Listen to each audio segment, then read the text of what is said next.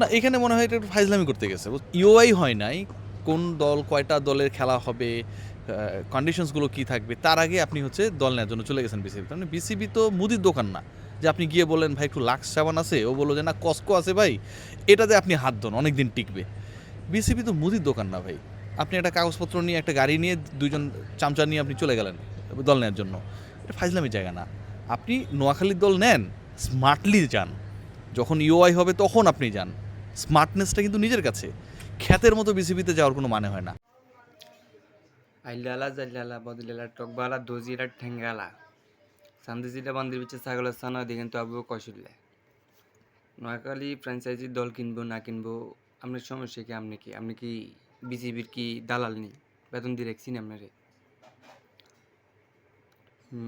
Noakhali franchise দল কিনতে গেছে দুইটা চামচালেও যাক আর দুইটা গাম চালেও যাক, আপনার সমস্যা কি? আপনি কে? নোয়াখালীর যদি नेक्स्ट टाइम कोनो কথা कौन हमने ऊपर से लेके पाँव तक, शहर से लेके गांव तक, जहाँ देखेंगे चुन चुन के मारेंगे, ढूंढ ढूंढ के मारेंगे, उटक पटक के मारेंगे। নোয়াখালী একদিন না একদিন দল কিনবই। আজ কিনালে কালকে, কালকে নালে পরশু। নোয়াখালী কি আপনার মতন জলদস্যু?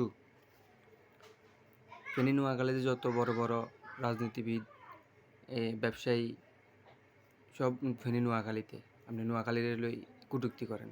নেক্সট টাইম যেন এগুলো না করেন, সাবধান হয়ে যাও মাসুদ।